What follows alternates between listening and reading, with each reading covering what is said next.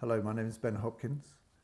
This is my novel Cathedral. It begins with a short prologue called In the Beginning. In the beginning was the light, and the light was perfect. But there was nothing but the light, and nothing for the light to know itself by, and so it created darkness. And the light circled the darkness, and the darkness circled the light, and they kissed, and the devil was born. And the devil was lonely, and had no one to play with, so he created his playthings, matter, stuff, and the world. Know this world is the devil's world. This world, with all its things, its trees, its rivers, its stones, its lizards, its flies, its flowers, its snakes, its moon and sun and stars, its flesh, its bone, its blood, is the devil's world. This world will have no beginning and will have no end. This world is a decoy from the real world of the light. This world is nothing.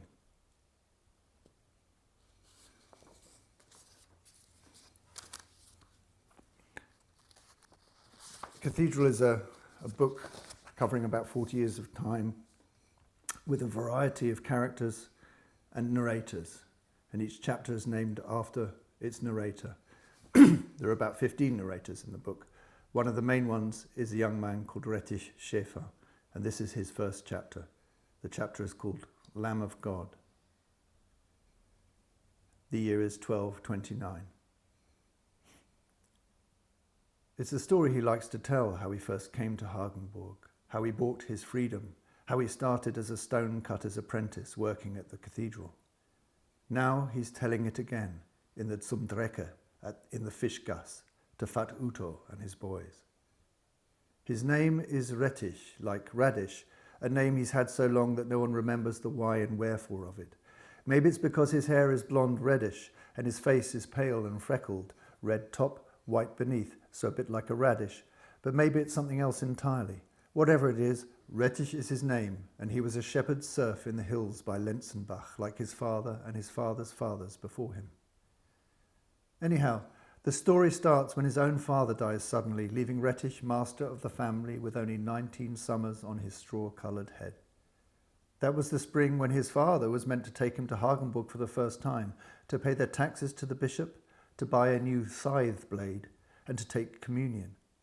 But the father was dead, and so Retish and his young brother Emler, for Emmerich, walk down from the hills, jump on the back of a cart carrying wood, help unload the wood, then make friends with some boatmen travelling along the Eile River, give them one of their sheep cheeses as a gesture of friendship, and then find themselves like chatelaines letting the boatmen do all the work as they sit back and let their hands drift in the water whilst the boating boys row and punt them down to the quay at Hagenburg. Here Uto yawns, and he doesn't even cover his mouth. He drinks and says, "My glass is half empty and you're only just arriving in Hagenburg." Retish shrugs. "Well, then drink more slowly. Temperance is a virtue." "A full purse is a greater virtue, Retish. If you had a big full purse, you could slap me with it now and again to keep me awake whilst you tell your story." Retish joins the laughter. He's not one to take offence at a jest. "Herr Hirschner, let me continue." Uto Hirschner, the town crier, waves his hand granting permission. "Buy him a drink, tell your story, then Hirschner has your name and your face, and in the end, so Retish's been told, everyone who needs something comes to Hirschner." Retish spreads his hands, setting a scene. "The quay, the marketplace, the fish." "The fish," says Hirschner. "Are you going to tell me about the fish? Listen, boy, we're not like you, some shit-drenched hill peasant, a chicken laid out of her muddy arse. We were born here in Hagenburg. We know what the fish market looks like."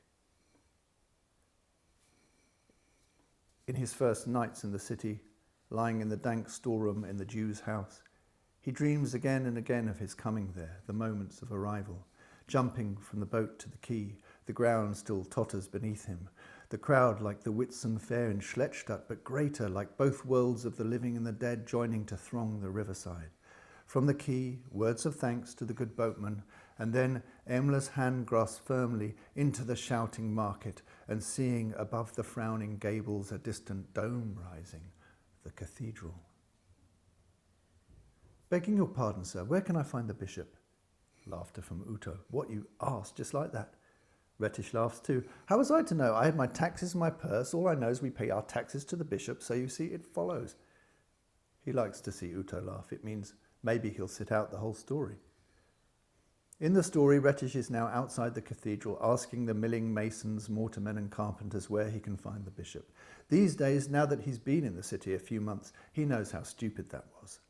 He may as well have had a banner made with a fool as an emblem and a motto, country dunce. Where can I find the bishop? What do you need, boy? Spiritual instruction? Asks one of the masons. He's trying not to laugh, but his eyes are friendly. We all need spiritual instruction, says Retish. And that's true too. The bishop's not here. Retish is sad to hear it. Where is he then? The mason shrugs. Who knows? Fighting, hunting, riding his lands, checking his incomes. Word to the wise boy, His Grace the Bishop is never here for the likes of us. Now what do you want from him? I want to bargain about my taxes. The mason is surprised. Hark at that, he wants to bargain with the bishop. This gets interest from others. They rest their tools, gather round. I've heard I can buy my freedom, says Retish. You can, agrees the mason, but I've heard that freedom is not cheap. How much? Asks Retish. The mason shows his open palms. He doesn't know. Why do you want your freedom? Aren't you happy where you are? It's nice, my village, but I don't like the girls. Why not? Their beards. This raises a big laugh. So you want your freedom so that you can come and chase our city girls? Retish laughs too, squinting in the sun, enjoying the attention, and own my own property, and keep my own fortune. Not part of the story, because it would make Uto yawn. Uto knows how the cathedral is. He's been looking on it since he was born. So he wouldn't know what it was like to come from Lenzenbach, where the tallest house has 2 stories, and see that towering dome. For Uto, the doorways are just doorways, the arch an arch. But Retish and Emmerich stood as pilgrims, silent and awed. Tears came to Retish's eyes when he saw the portal, and above it, so real it was almost as if it were happening before him, saw the Virgin dying. Her sinking body received by the mourning reverent crowd. Her son, our Saviour, kneeling, holding in his hands a small doll-like copy of her, receiving into his gentle palms her immortal soul. Retish stood before the bishop's church and cried. He had never seen anything quite so beautiful. Come in and don't hover outside like some damn bat, said the voice from inside, and Retish, he has left Emler in the sun with the mason, walks in, all a-tremble. This is the room of the bishop's treasurer, Eugenius von Saban, in a building a stone's throw from the cathedral. Von Saban looks him up and down. He is tall, dark-haired, dressed in black. What do you want, boy? Retish is nervous, it's true, but he's never shy. My lord, I have come to pay our taxes, but I also have 2 questions. One is whether we can pay our tax this year in coin, not in sheep, and the second is if we can buy our freedom from His Grace, the bishop. Silence as the treasurer takes this in and looks once again at the straw-haired boy. Maybe something here more than meets the eye. Village and name? Lenzenbach. Schäfer. In Lenzenbach, everyone is a Schäfer. I know, my lord. We are known as the straw Schäfers because of our hair. Von Saban claps his hands and one of the 2 young clerks jumps and goes to the wall of shelving where there are countless scrolls and ledgers. The other clerk stays seated and counts piles and piles of pennies, flicking the beads of an abacus as he counts. This is the room, wooden panels, endless shelves of ledgers, 3 oiled muslin windows, 2 counters, 3 desks, the treasurer and his 2 clerks, a sleeping dog, and Lord knows how much money. Why in coin and not in sheep? Asks the treasurer sharply. Retish takes off his woolen hat, hoping this would make him look more humble. Last year we gave His Grace 10 sheep. In market now, a sheep is selling for 11 pennies. So I'm saying I will pay His Grace 9 shillings, 2 pennies, being the price of 10 sheep. Is it not fair? A smile plays at the edges of the treasurer's mouth. Bloody peasant, you want to haggle with His Grace? Retish shrugs. But it's fair, is it not? The same tax as last year. The treasurer is silent. So Retish smiles and nods. As a sign of goodwill, we can make it 9 shillings, 3 pennies. 1 extra penny, his grace will faint with astonishment. So lambing was good this year. Why should I lie? It was good. So you want to cut his grace out of the benefits of a good year. Why should we struggle to increase our herd when the more sheep we have, the more sheep we must give to the bishop? And when we die, we have nothing, as all of it belongs to his grace. Insolent egg, why are you telling me this? You're just a boy. Where's your father? My father passed on this year, my lord, and my father, God rest his soul, would never have dared ask this. He talked about it, but he never had the bravery to do anything. But I am not my father, and although, my lord, my heart is beating with fear, I am not afraid, at least to ask you this question: is it possible to buy our freedom? The young clerk puts the Lenzenbach ledger in front of the treasurer and withdraws. Eugenius von Saben's long finger expertly runs down the list of names and numbers, and then his dark eyes flick back up to Retish. It will cost you 27 marks to buy your family's freedom. It seems that the treasurer enjoys the moment of saying this and the dark, horrible taste of shock that it brings up in Retish's mouth. In answer to your other question, says von Saben, continuing urbanely, yes, you can pay in coin this year, but make it at 10 round shillings. And know that next year, should I wish it, you will pay your tithes in sheep. And don't try hiding any when we come round. Straw Scheffer, I have been long in this game, boy, and I know all the tricks. Before any of this worldly talk, tightly holding Emla's hand, standing below the altar in the cathedral's apse, the gilt roof, the patterns, the paintings, and the blocks so perfectly carved that it seems almost a continuous wall of stone, waves of different sandstones, their shifting hues made harmonious, and in the window above, red such as he had never seen, blue that is bluer than the sky at twilight, a golden yellow that captures the rays of the sun and makes light visible. In the hall, on the way out, statues of the apostles. Retish feels a growing shame at his presumption. In his bag, slung over his shoulder, his wooden carvings that he had brought here to sell. Having seen these works of the true masters, he feels he should empty the sack in the river and forget he ever held a chisel. Stuttering with shame, he tells this to his brother Emmerich. But wood floats, Retish, is his reply. Retish looks at the heavy silver cross that hangs over the treasurer's black robes. He can't face looking him in the eye again, not quite yet. 27 marks. How in heaven is any countryman ever supposed to be able to find that? Here's a novel idea, straw boy, you borrow it, says the treasurer. And how do you pay back the borrowing? By robbing folk on the highways, selling slaves to the Saracen, or by good honest work. It's your choice, he smiles. The church prefers good honest work. So do I. Where do I borrow such money? Well, if anyone lends it to you, come back and tell me immediately. The shock will kill me and I'm weary of this world. The two junior clerks snigger. Even Retish is smiling now. Where, my lord, can I try and borrow it? He asks. There's a lawyer on the Schieverstubelgasse, Altmüller's the name. He has little concern for his immortal soul and lends money sometimes. Or there are the Jews. The Jews offer better rates.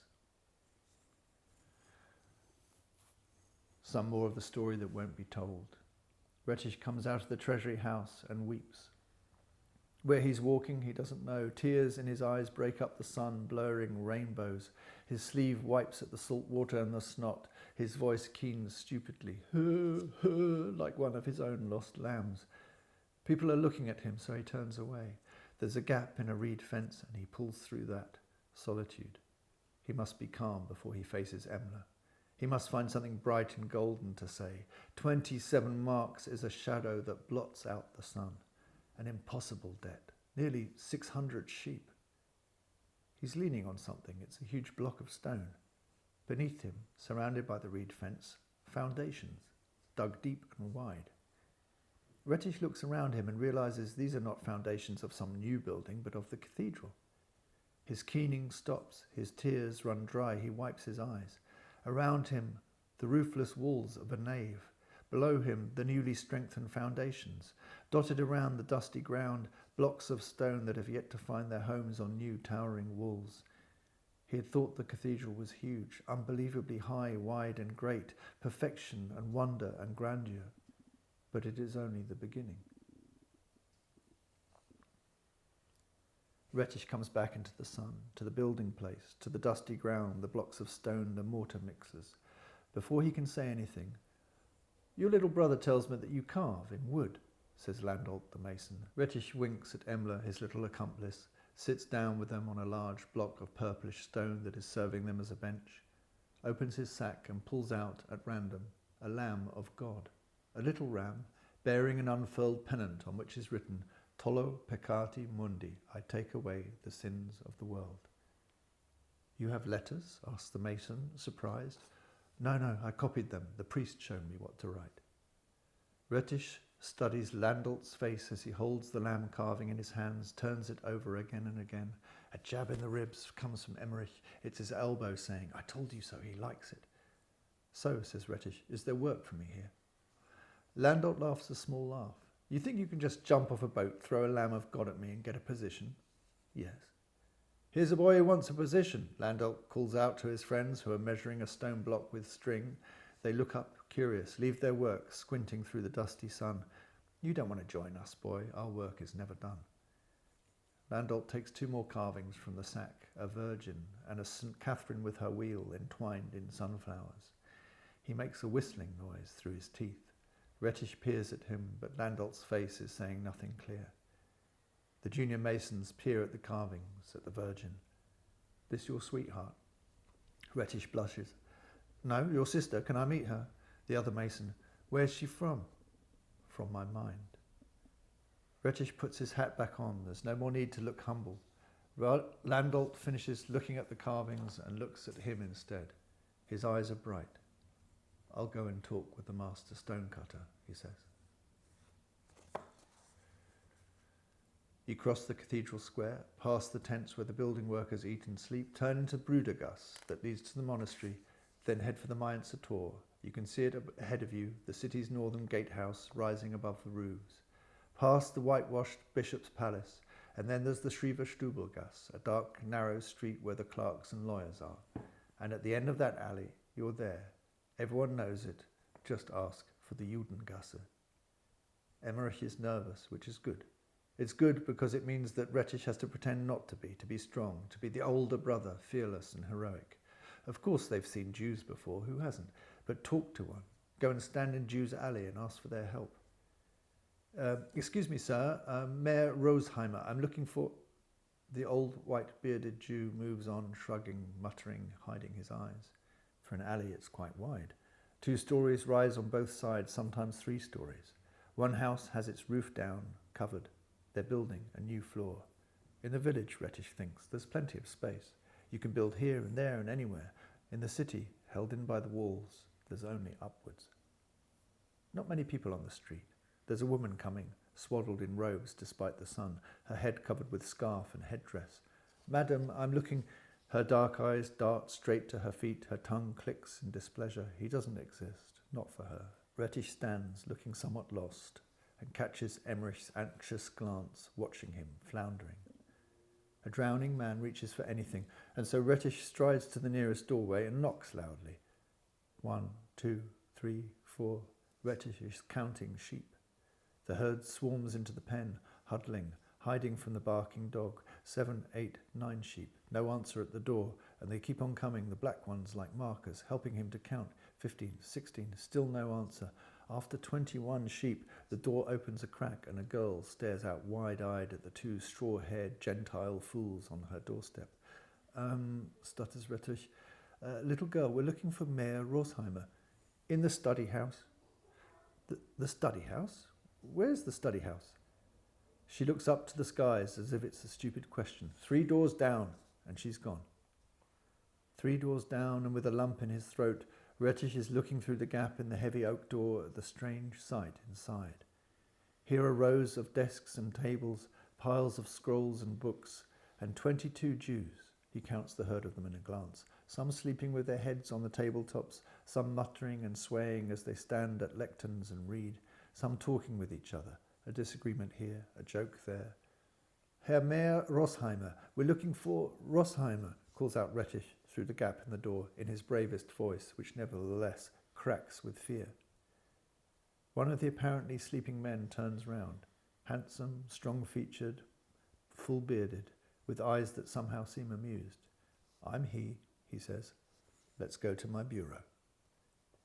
A long, narrow room in the next house. There are 5 stools, a pitcher of water and 5 leather cups, an inkpot, a ledger and a quill. It's dark, the shutters are closed, but Mayor's eyes glint in the half-light as he peers at the 2 boys. Interesting, he says. What can I do for you, my country eggs? Retish coughs. Tell me, how do we do this?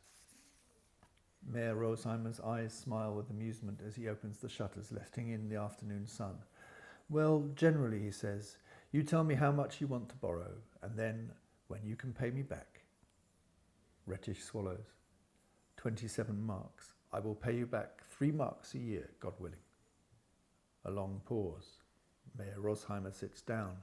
Dust dances in the sunlight, like flakes of gold, rising and falling endlessly. Or in 10 years' time, I can pay it all back in one go.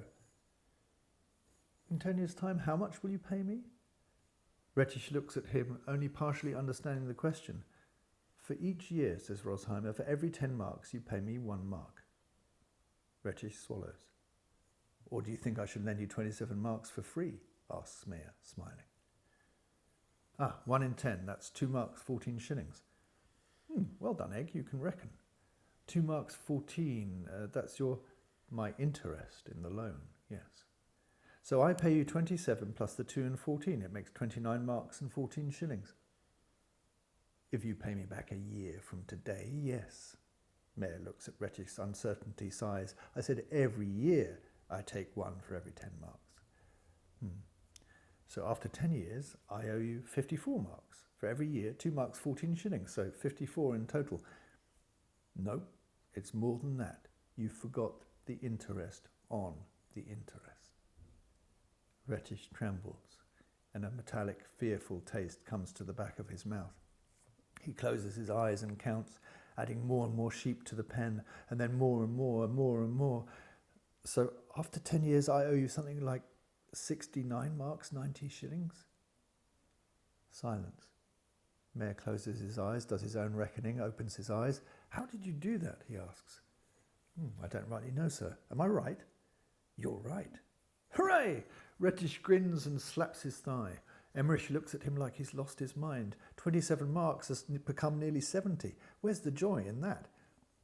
Tell me, young man, says Mayor, still curious, where did you learn to reckon? I reckon all the time, says Retish. In the hills at summer, we all have 5 herds on the same pastures, and we pitch our tents next to each other, but then, when it comes to making cheese, it's each herd for himself. So I say, boys, why don't we all come together, put all the milk in the same vat, make cheese together, and so we save time, we share boards, sieves, cloths. And the other boys say, but how do we divide the cheese? We all have different sized flocks. So I say, it's simple. If we make 100 cheeses, I take 26, you take 18, you take 32, and so on, because, you see, I counted all our sheep, and there's 380, and I have 99, so it means I take 26 from 100 cheeses. Yes, I follow you, says Mayor. And it's fair, and everyone benefits, so it's what I said to them. And what did the other shepherd boys say? They didn't believe me. They thought I was trying to cheat them. We Jews have the same problem. Do you never cheat anyone? An honest customer? Never. A dishonest one? Well, and is it really 1 mark for every 10 years? 1 mark for every 10, every year? That's my opening offer. For older, trusted customers, for long-term loans, we're more generous. He sighs. It depends. There are all kinds of deals. In your case, you would be better off paying me 3 marks a year, like you said first. Then I'm beholden to you for over 20 years, 26 years or so. Once again, Mayor's eyes widen with acclamation. He leans towards Emmerich. Are we sure your brother is just a shepherd? Emmerich is no fool. Just a shepherd? Our Lord was a shepherd. Let's not talk about him. King David was a shepherd, ventures Retish. Let's stick to business, if you don't mind, country egg. My other question is, what is your security? Where's this money coming from, these 3 marks a year? I'm to be apprenticed as a stone cutter. Congratulations, a good trade. My brother will work somewhere. We have a few possessions in the village to sell as well. Now Retish lowers his voice. And 20 sheep the bishop doesn't know about. that we can trade or loan. You loan sheep? For sure. The shepherd you loan to, he keeps their wool and cheese, but when the loan is over, he has to give back a bigger herd. Like you, for every 10 sheep, 1 extra must be given back. Or the difference paid in coin, wool, or, like you said, there are many ways of doing the deal. Mayor smiles, scratches his beard. Well, I never, he says, the usury of sheep. He looks up. Listen, I would never loan 27 marks to a shepherd. He holds up his hands before Retish can protest, nor to an apprentice. But he stands, goes over to take the ledger. You will do well, country egg, I'm pretty certain of that. And you'll be a companion stonecutter in 5 years, I warrant, and then you can pay off the principal quicker if that's what you want. He opens the ledger. I'm guessing, but if I loan this to you now, we will close this account before 13 years are over, do you think? Retish smiles and nods. Mayor turns and looks at Emmerich. And his little brother as clever as you? More so, says Retish, proud. I need a new Christian servant, says Mayor. Emmerich takes fright, looks to his brother. 2 weeks' trial and then we'll see, asks Mayor. Retish encourages him with a look and then Emmerich nods. Mayor smiles. I do need a servant. There are many things we Jews cannot do. 1 day of the week, it's we who are to blame. The other 6, it's you. He has a quill in his hand and there is an ink pot on the board beneath the window. He looks at Retish with sparkling eyes. Your name? It's you again, says Eugenius von Saben. What do you want? Retish approaches, bows his head to the canon, aristocrat and elder 3 times deserving of his reverence.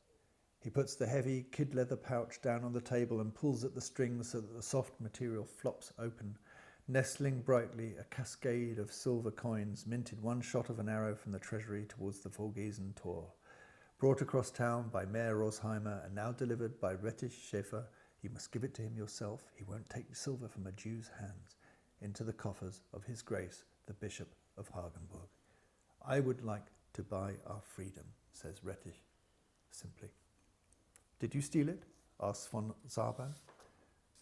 I borrowed it, says Retish, like you told me to, my lord. Von Saban takes a coin in his hand, weighs it in his palm, shakes his head. Like I told you, yes, I told you, but I didn't expect you to go and bloody do it. In the Zumdrecker, the drinkers laugh, cheer, and clap Retish on the back. There you showed him, that old bastard. 1 more free man in Hagenburg, 1 more apprentice for the companionship of stonecutters. Uto laughs and slaps his fat stomach. It's a good story, I grant you. Country boy, he says, and downs his sweet wine. Maybe one day I'll cry it for you. When you become a companion, I'll announce you to the world of Hagenburg. The name's Retish, right? Retish is the name. I won't forget. Once a serf of his grace. Now it's the Jew who owns you. Retish nods, smiling. But every year he will own me less. Retish sleeps with the apprentices now, on pallets in a shed a stone's throw from the cathedral. And when he can't sleep and all the other boys are snoring, then he opens his eyes to the dim thatched ceiling and imagines that beyond that ceiling are the spheres and the stars and beyond them all his father's soul. Look, father, says Retish, and in his half-dream holds aloft the sealed parchment from the bishop's treasurer. Who could have thought it? I did it. I bought our freedom. And his father's soul smiles. The room is full of breath. It seems that they, the stonecutters' apprentices, are all together, breathing in and out, and it seems that sleep is like a river, like Father Rhine, drifting gently towards some distant, unknown sea. This is the 2nd chapter of the 1st book of Cathedral. The narrator this time is Eugenius von Saban, the bishop's treasurer. And the chapter is called The Curse of Numbers. I'm not a bad man. Nevertheless, no one likes me. I would have been quite happy, like most of my fellow nobles of the Alsace, the Argau and the Rhineland, to live a leisurely life, collect my annual incomes and throw a tantrum when actually asked to do a stroke of work. My family, named for our ancestral township in the Vogesen Hills, has had for generations a son placed in the cathedral chapter, and so I inherited this position. I did not acquire it through any quality or talent of my own. But whereas the other cathedral canons come and go as they please and spend most of their lives hunting, gambling and whoring, I am the bishop's treasurer. This is due to the curse of numbers, a curse with which I was born. At times I come across others of my own kind. Just last month I had in my office a shepherd from Lenzenbach who could reckon. The stonecutters and masons whose constant chiselling outside in the square is the bane of my life, they can measure, they can subdivide, they can reckon, and the Jews, God knows, they can reckon like Satan himself. But sadly, most of the dunces I have to deal with can barely count to 12. This is my curse, to know that this is a world made of numbers. Once you know this, whether you're a shepherd, a mason, a Jew or a canon, you cannot stop playing with them, trying them in different combinations, finding patterns, irregularities and secrets in their series and infinities. The words that sealed my fate were spoken by my elder brother, God damn his idle soul.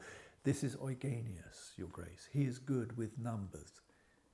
A reckoner, said the bishop, and as soon as I took orders, he sent me to his treasury. And now it has been 11 years that I've been here. 11 years, 2 months and 13 days, a total of 4,092 days. I myself have been chief treasurer, 2,797 days. That's a prime number, by the way. And I have not counted the amount of money that has passed through my hands since that day. I wish I had. It would be a pretty sum. Like the farmer and the shepherd in their pastoral paradise, my infernal and cursed years are seasonal too. I have the joyful spring of the payment of tithes, followed by the charming summer of chasing defaulters and debt collection, the merry festival of the balancing of the books, and now my very favourite time of year, the carnival of benefices. This is the season when reeking priests crawl out of the mouldering woodwork of their churches and crawl towards Hagenburg to be paid. It is also the time in which the great families of our local lands, who once upon a time used to fight the bishops of Hagenburg on the field of honour, now instead take from my hands a big purse of silver in exchange for keeping the peace. And finally, bringing with them the blessed stench of incense, come our friends from Rome. Increasingly, in the past years, these have been agents or legates, hired by our creditors in the Curia to come and collect on their behalf the golden fruits of our diocese. So now I have before me a Florentine called Renzo, who is working for the Frescobaldi family and who has come to take a charge of a consignment of 21 barrels of our bishop's vineyard's finest to be carted to the Saône and thence downwards to the Mediterranean and all the way back to Rome. I ask him for the news from Italy, the health of His Holiness, and for other tidbits of news, but he clearly finds my Latin vulgar, how they hate the German accent, and answers in monosyllables. Very well, the wine I give you will be second grade, you Florentine flounce, and I hope you contract the pox on the way home. The barrels will be at the Forgesen Tor depot tomorrow, I say politely, and force a smile. My smile scares children. Maybe I should call it something else. One by one, or in pairs, our creditors come and collect their silver, their wine, grain and wool, and I don't let one penny go astray, for if I am to have little pleasure in this life, and this seems to be my lot, at the very least I can make sure this cursed work is done well. Around 4 to 6 weeks a year, I am so blessed as to be able to leave the treasury, mount a horse, and travel through the surrounding countryside, accompanied by 2 clerks and 6 heavily armed mercenary brutes. Conversation is limited on such journeys, and so I pass the time in contemplation of the tasks in hand, which are usually to find, humiliate, and imprison those who would cheat His Grace out of his dues.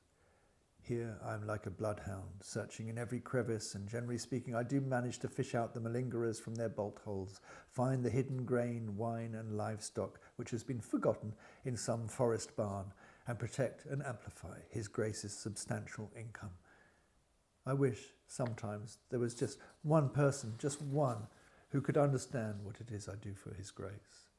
I've thought about this, And the Jew Rossheimer could maybe understand, he with his 100 debtors and his profits sunk into speculations on a dozen Rhine boats and their cargoes to Mainz, to Cologne, to Bruges and Antwerp. Or maybe Wolfram, the boat owner himself, who tries to buy cheap here and sell dear there along the Rhine, the Elbe, the Rhone and the Saône. They must keep complex account ledgers, must make intricate calculations. But why would I talk to them? A scheming Jew and a tiresome Swiss midget? And in any case, my Lord Bishop's enterprise dwarfs theirs like Leviathan a herring. His debtors a legion, the peasants, the shepherds, the goatherds, the hemp carders, the innkeepers, the estates, the convents and their lands, the vintners, the farmers, the damned and the saved, they all must pay taxes to the bishop.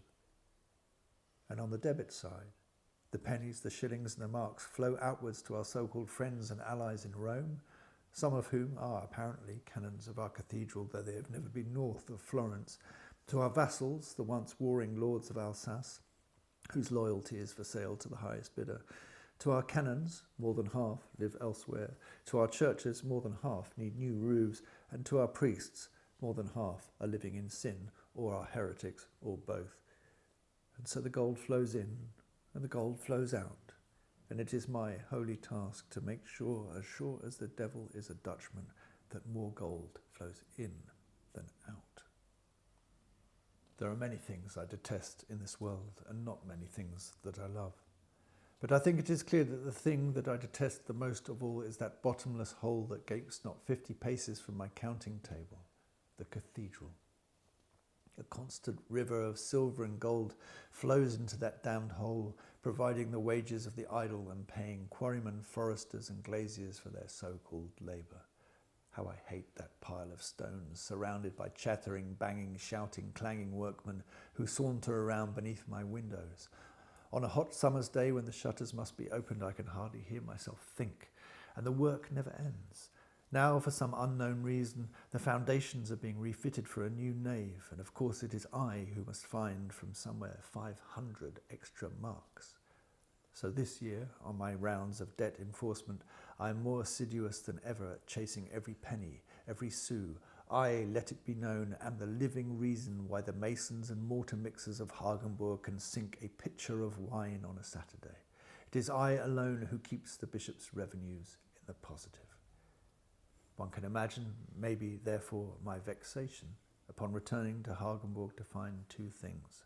One, His Grace the Bishop awaiting me in person in my counting room, and two, with him, some zealous-eyed youth from one of the minor houses of Alsace, his name Achim von Essenbach, and the two of them telling me that they have new plans for the Cathedral of Our Lady, and that even 1,000 marks will not be enough, not nearly enough. It is doubtlessly true that the penny-pinching nature of my work has made me jaded and bitter, but I'm not insensitive to beauty. And certainly my counting table has never borne a parchment so glorious as it does now. There, where habitually there are decked ledgers and accounts and tarnished coins, now lies unfurled a drawing in full resplendent colour of a cathedral seen from its western side. A cathedral in the new style of which I've heard so much, elegant, geometrical, and rising to a height that seems to defy the heavens.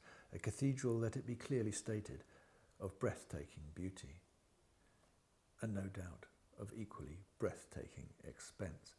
The draftsman of this shamelessly extravagant and exquisite vision is the aforementioned Achim von Essenbach, a young nobleman who has recently returned from the University of Paris and from the chantier of Reims, Chartres and Troyes, bearing in his heart this vision and in his hands this parchment.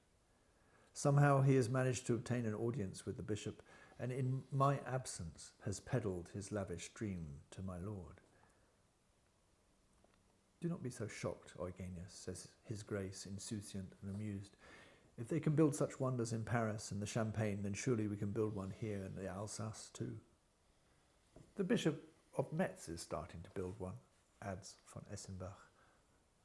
The Bishop of Metz, our neighbour and our bishop's greatest rival, and now all becomes clear. If Metz will have a French cathedral, then Hagenburg must surely have one too. Here, my Lord Canon, says Achim von Essenbach, and turns the vellum on my counting table so that I may see it properly. Look, and take your time. And so I look, and I see tiers of statues arraigned like the blessed in paradise, kings, apostles, desert prophets, saints. I see the Virgin, hands clasped in prayer between the two huge portals. I see a rose window of intense, beauteous colours, like a sunflower, like a rainbow. It all swims before me, beautiful, moving and strange, every one of its 1,000 stones and statues representing for me a bright rill of coinage that must be found from somewhere. I turn my gaze onto its architect, the young von Essenbach, and see a young man trapped in his own fervour. His eyes avoid me, blinking and jumping to every corner of the room, his hands clasping at each other, nervously twitching. He is taut and tense, like the string on a viol. I sigh audibly, and the bishop laughs. I know it'll be a drain on our resources, Eugenius, but what price the glory of God? I've made my decision. Now that I've seen Master Achim's designs, my eyes will see nothing else. But he is not usually so precipitous, my lord and master. And so, as I sit and calculate, I study his face, and I see a careworn, early aging man. His eyes are the troubled brown of the Vogesen rivers, his cheeks sag with good sustenance, poorly digested. His nose blooms with the coloration of the local wine. For a warrior, the face is too kindly, too open, and for a lord, it is too weary. And so I understand now. He is searching for a legacy to bequeath to his diocese and to his city, an epitaph. He notices my scrutiny and raises his eyebrows, which rise into questioning points like wings. What are you thinking, Eugenius? What am I thinking? I'm thinking that for 11 years and 2 months and 13 days I have protected the fiduciary balance of this diocese with acuity and cunning. But now I've been outmanoeuvred by this dreamer von Essenbach and his role of cursed vellum. It is doubtlessly true that the penny-pinching nature of my work has made me jaded and bitter, but I'm not insensitive to beauty. And certainly my counting table has never borne a parchment so glorious as it does now. There, where habitually there are decked ledgers and accounts and tarnished coins, now lies unfurled a drawing in full resplendent colour of a cathedral seen from its western side. A cathedral in the new style, of which I've heard so much, elegant, geometrical, and rising... Oh, fuck it. Elegant, geometrical. Okay? Yes.